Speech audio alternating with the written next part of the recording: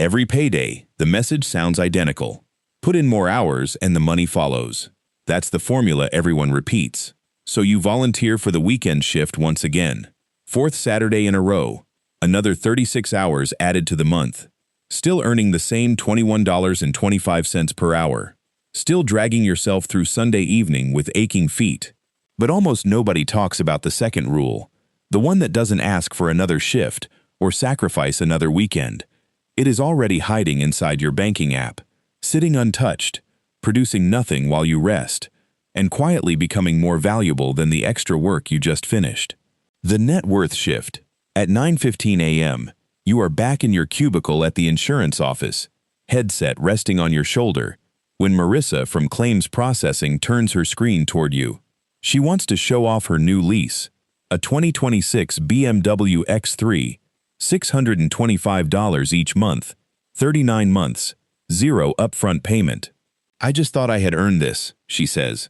You smile and agree, because you understand the weight behind those words, what it takes to say them, and what it really means to live by them. Your salary is $61,500 a year. Marissa earns roughly the same.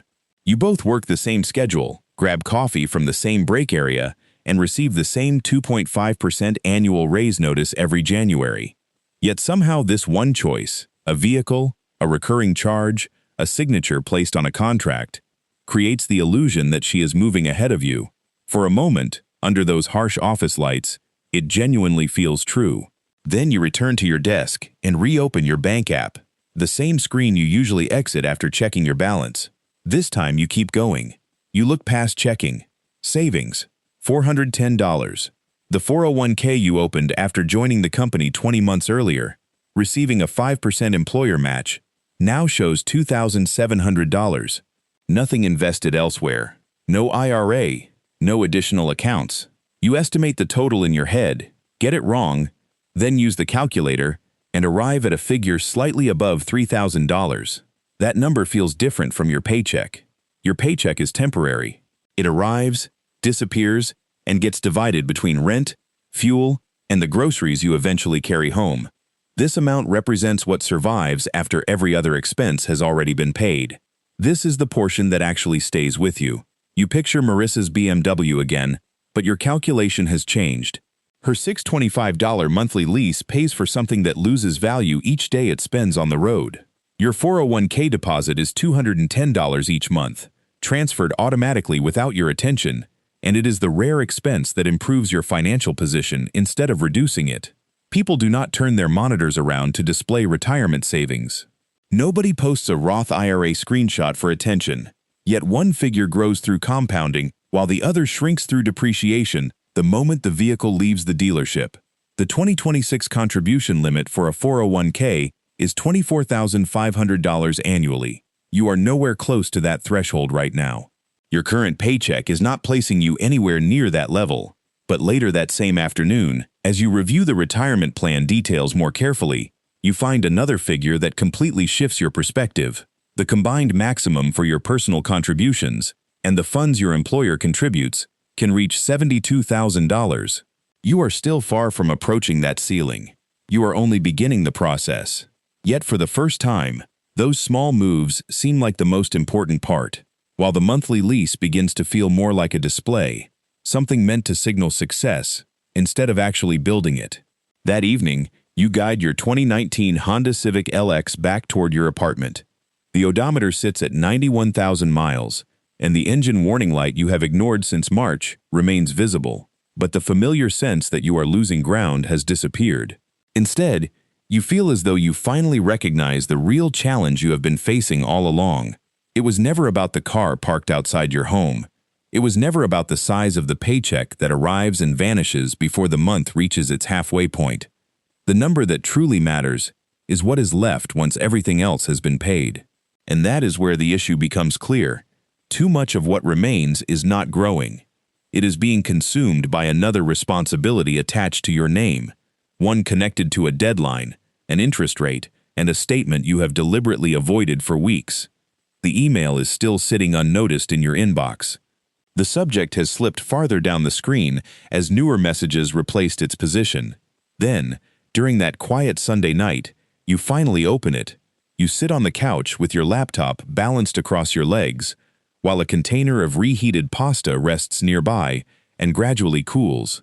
Chase Freedom Unlimited. Current balance, $6,380. APR, 23.99%.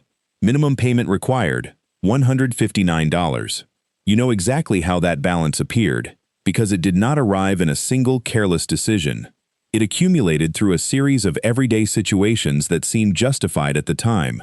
There was a security deposit when your available cash was low, a root canal appointment in February, and the plane ticket to your cousin's wedding in Scottsdale that went on the card because skipping the event was never an option. None of those choices felt reckless when they happened. They felt like ordinary parts of life. A few doors away, your neighbor Marcus, an overnight accounting assistant, once mentioned that he only makes the minimum payment and tries not to think about the balance. It's only around $150 a month, he said casually while going through his mail. That is not a huge issue. You agreed with him back then. But tonight, sitting by yourself with the numbers in front of you, you work out what he never calculated. At 23.99% interest, paying only the required $159 each month on a $6,380 balance would push the payoff timeline beyond 9 years. The total interest would climb past $7,200, a figure greater than the original balance itself, simply because the debt was left sitting there. That number no longer feels like an abstract financial detail. It feels like an additional rent payment you accepted without ever reading the terms. Your mind goes back to the earlier $43,000 retirement contribution example. The $210 each month quietly moving in the background, untouched and growing through compounding, was working to strengthen your future. This credit card moves in the complete opposite direction. The mechanics are the same. The daily accumulation is just as relentless. But instead of producing future wealth, the process is gradually pulling it away one billing cycle at a time.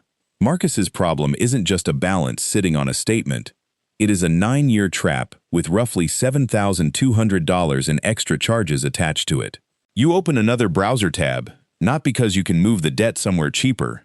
A zero-interest introductory offer is still out of reach. Not today. Instead, you need to see the situation clearly, with a number you can actually confront. $6,380 becomes a different reality when spread across 20 months earlier. The payment works out to about $320 every month. That doesn't feel easy. It means cutting the Peloton subscription.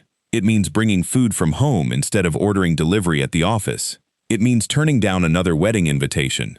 Marcus's sister's, this one in Napa. The trip you already know you will hate having to refuse. But keeping that pace for 20 months earlier changes the damage. You would lose closer to $1,500 in interest rather than thousands more. You write the figure on a small note and attach it beside your laptop, not as a motivational quote, not as some inspirational promise, just as a record of what happens if you keep going. You don't want a repeat of those weeks when you ignored the messages and avoided looking. There is another possible version of tonight. You shut the computer. You finish the leftover pasta. You allow the minimum payment to continue quietly. Nobody around you notices. The card still works when you swipe it. The balance keeps climbing somewhere you have trained yourself to avoid. But you choose something else. You schedule automatic payments of $320 beginning Friday. The confirmation page appears, and instead of feeling victorious, you feel the weight of it. That amount is real money disappearing from a paycheck that was already stretched thin before you started paying attention. And that is exactly why the money you don't currently need, the cash sitting untouched in a safe place, is about to become more important than ever. The emergency wall. 4 weeks into the $320 autopay plan, your car gives you an answer to a question you never asked. The Civic's check engine light stops flickering and becomes permanent.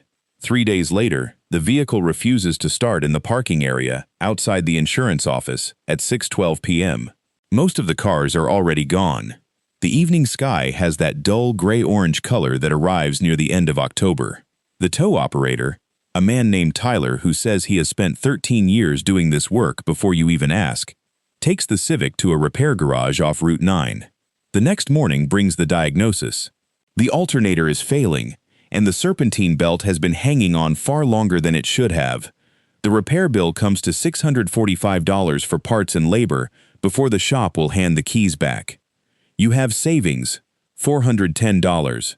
You had savings, $410, 4 weeks earlier too, before you redirected every extra dollar toward the Chase card. Since the debt felt like the emergency, the savings account stopped growing.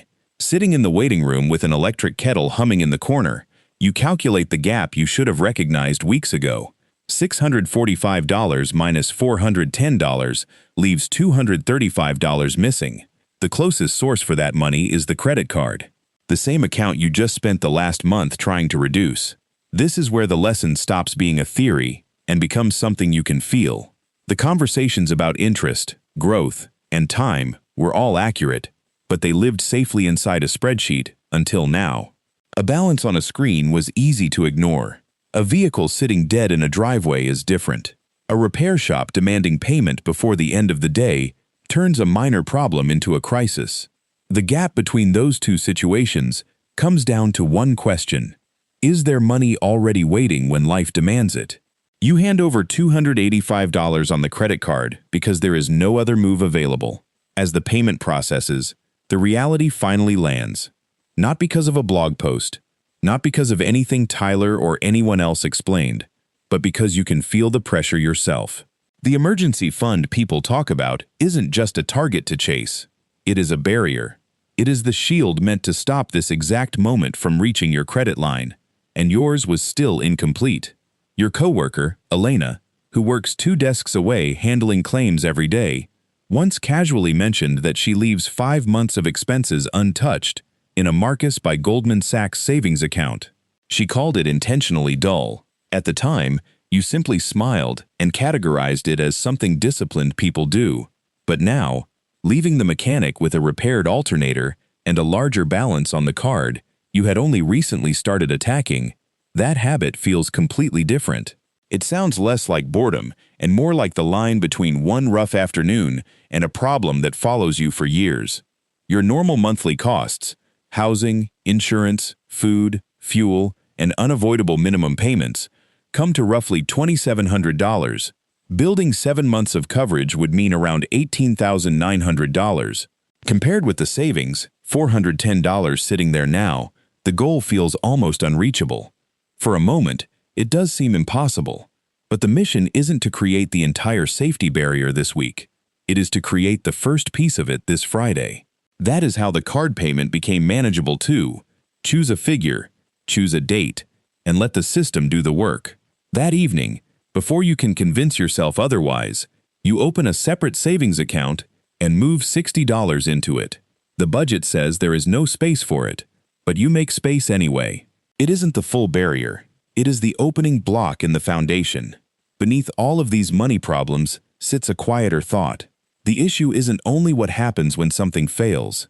It is also a bigger question. What is your time actually worth when nothing goes wrong? The earning side of the equation doesn't stay unanswered for long. On Monday morning, your manager, Caleb, brings you into a small meeting room with worn blinds and explains, with an apologetic tone, that this year's increase will be a 2.5% annual raise. The same disappointing pattern as before. Your $61,500 a year salary barely moves forward. You calculate the impact before you even return to your workstation.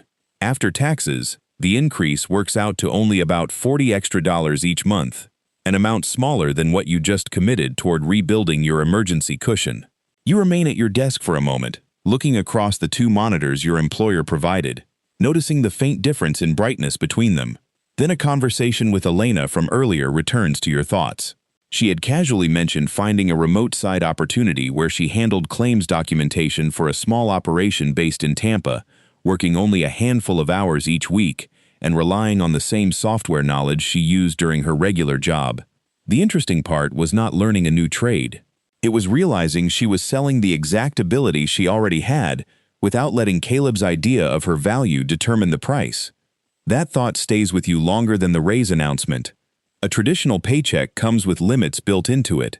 Those limits are controlled by percentages, budgets, and decisions made in meetings far above your position. You never get a seat at that table, but the abilities behind your title are different. Knowing how to move through a claims file quickly, organize information clearly, and spot overlooked details belongs to you. That talent does not automatically inherit your employer's restrictions.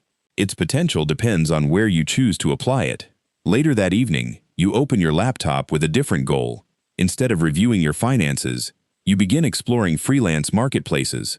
You start with Upwork, then check a specialized claims staffing website Elena had brought up again during lunch that Wednesday.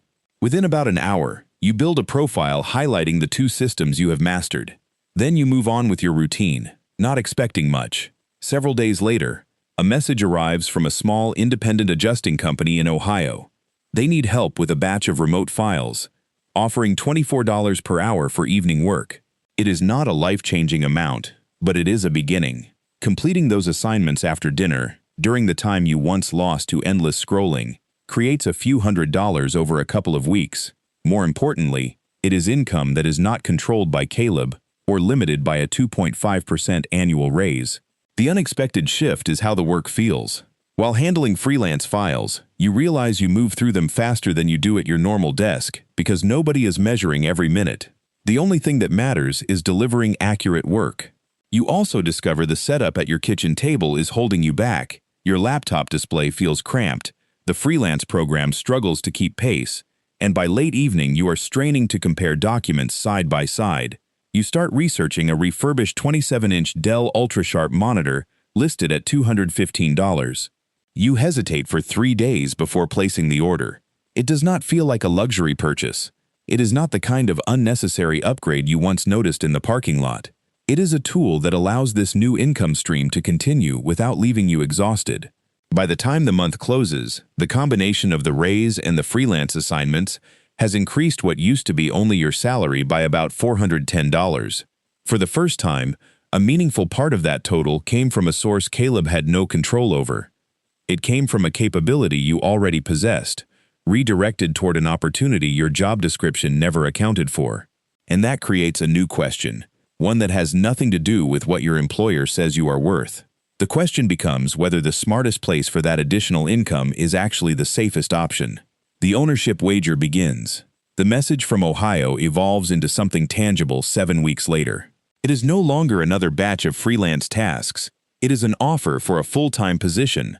A young company named Harborline Systems, a 5-person startup operating without a traditional office, is creating software that automates the exact type of claims work you have spent the last 2 years completing manually.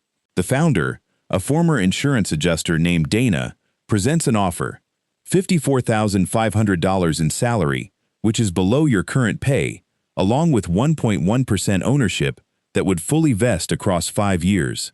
You show the proposal to Elena during lunch, placing your phone on the table like it contains something dangerous.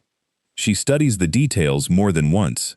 "That is a pay cut," she says, repeating the thought you have already been wrestling with.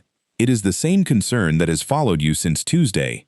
Dana explains that her previous manager made a similar move 8 years ago, leaving a predictable adjusting career to chase a small company with uncertain odds. Then, the following year, that business was acquired.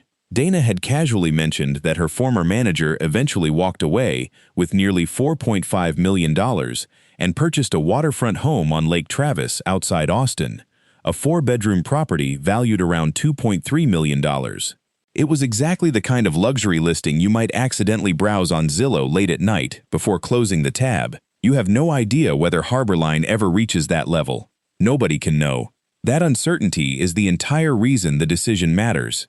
This is the part people often fail to describe. An asymmetric bet is not blind optimism wearing a confident mask. It is a choice where the possible loss is calculated before the leap happens. In this case, the downside is $7,000 in annual income you would give up.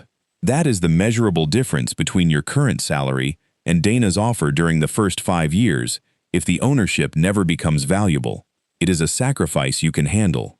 It is not the entire X3 payment Marissa is still managing. It is not the alternator repair. It is a temporary setback, not a financial collapse. The potential reward operates differently because ownership has no fixed upper limit. The 2.5% annual raise, Caleb approved, had a built-in boundary from the moment it appeared. Dana's 1.1% stake does not have that same restriction. Its value depends entirely on how far Harborline grows. If it approaches the success of that earlier company, even a small ownership percentage could create wealth capable of changing your retirement timeline. That evening, you calculate something you have never seriously considered before. There is a point where invested assets equal 5 times your yearly spending, and normal market growth can potentially support the rest of your journey without requiring additional contributions. Elena once described that idea as coast. She said it half playfully, the way people sometimes joke about goals they secretly hope to achieve. With $2,700 in monthly expenses, that target becomes $162,000. You are still far away from it, yet for the first time, you can picture a route where ownership growth, rather than another small raise, might shorten the distance over years instead of decades. Your thoughts return to the Civic, the alternator problem, and the $320 that continues disappearing from your account every month toward the Chase card. The offer does not magically remove the risks already in front of you. It simply gives those risks a different purpose.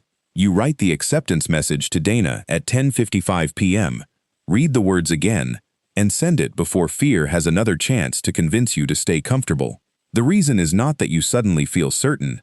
It is that you have finally accepted that certainty was never part of the deal. The safer position never promised forever either.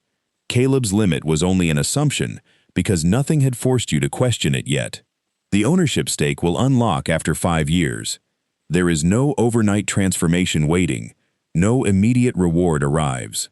What you leave that moment carrying is not a guaranteed fortune, but a connection to a possibility that has not been created yet. You are trading a little stability for a place in a future that might happen, and that kind of choice only matters if the person who makes it is still prepared to endure the wait when the payoff finally appears. Building the fortress. 6 months into Harborline Systems, you are sitting beside Dana in her Subaru Outback Wilderness, heading back from a customer visit near Columbus when her phone suddenly brightens on the dashboard. Her father is calling. She allows it to go unanswered, then releases a breath that explains what the missed call cannot. He turned 72 in March, she says quietly, not really expecting a response. I still have no idea where he keeps his will. You stay silent for a moment because your thoughts move to your own father. He is 70 now, still showing up for work, still the person who handles his own car maintenance, and still someone who avoids serious conversations about finances. Somewhere along Route 33, watching the fields slide past the windows, you realize you have no answer about your father's documents either. You do not even know whether those documents exist. That evening, you open your laptop, but the screen is not showing freelance numbers or payment schedules. Instead, you are researching something you never felt a need to understand before: term life insurance. Nothing dramatic happened. The difference is that your absence would now leave a gap for other people. Your mother is still about 6 years away from retirement, quietly hoping you will not need to depend on her and perhaps one day will be able to support her in return. Between Harborline Systems and the remaining freelance projects, your income sits around $63,000. The figure that appears again and again from insurance calculators is roughly 9 to 11 times annual earnings. That places your coverage estimate somewhere between $570,000 and $690,000.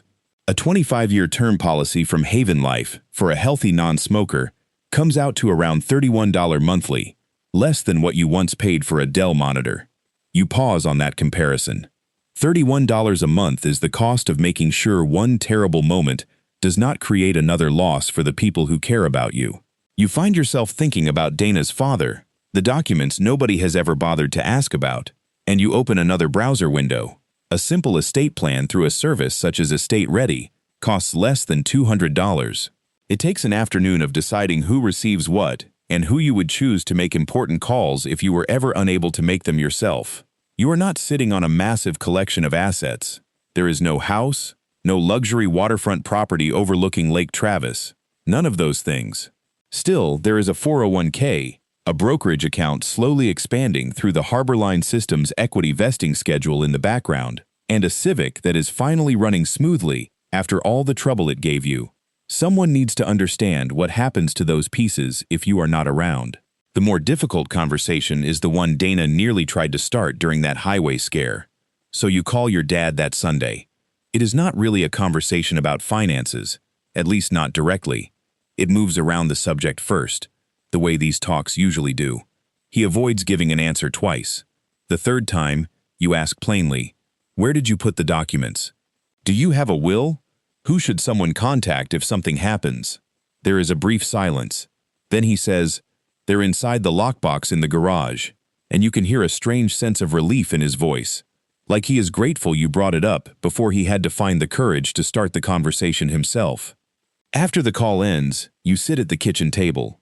The Dell monitor is switched off. Outside, the city continues through another quiet Sunday evening. Nothing about that moment feels like an achievement. It feels like upkeep, the boring type, the kind no one shares online.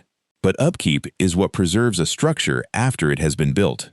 Somewhere between the repaired alternator, the ownership stake, and the locked box sitting in your father's garage, you realize you are no longer the person you were in the cereal aisle.